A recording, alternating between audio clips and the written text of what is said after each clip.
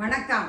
நான் இன்னைக்கு எம்டிஆரோட 3 மினிட் பிரேக்ஃபாஸ்ட்டை எப்படி இருக்குங்கிறத நான் ரிவ்யூ பண்ண போகிறேன். ரவை உப்புமாவும் போகா, அதாவது அவல் உப்புமாவும் ரிவ்யூ பண்ண போகிறேன்.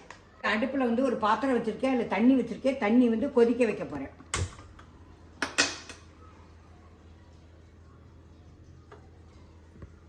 இப்போ அவல் உப்புமாவை ஒரு கிளாஸ் பவுலில் போட்டிருக்கேன்.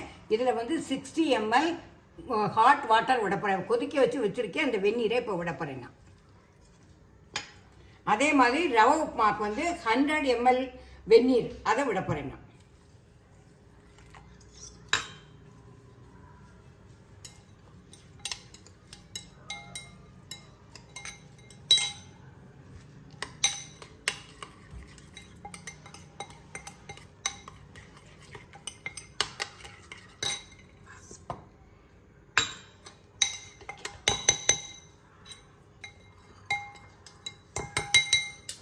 இப்போ இதை 3 நிமிஷத்துக்கு ஒரு மூடி வச்சு மூடி வைக்கணும்.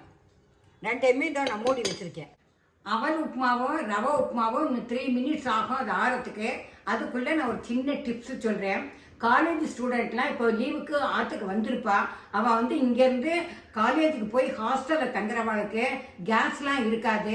வெந்நீரை சுட பண்ணிவிட்டு இது ஈஸியாக பண்ண ஐட்டம். அதனால் இது பேக்கெட்டாக வாங்கி கொடுத்தா அங்கே போய் அவள் பண்ணி ஈஸியாக சாப்பிட்லாம். அவல் உப்புமாவோ ரவை உப்புமாவோ ரெடி ஆகிட்டோம். நான் இப்போ சாப்பிட்டு பார்த்துட்டு அதோட டேஸ்ட் எப்படி இருக்குங்கிறத நான் சொல்கிறேன். ஃபஸ்ட்டு நான் அவல் உப்புமாவை நான் டேஸ்ட் பண்ண போகிறேன்.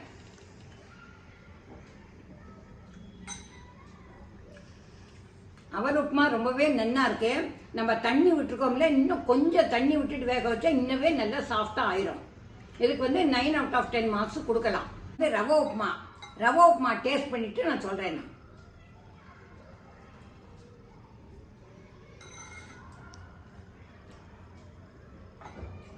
ரவை உப்புமா ரொம்பவே நல்லா இருக்கு.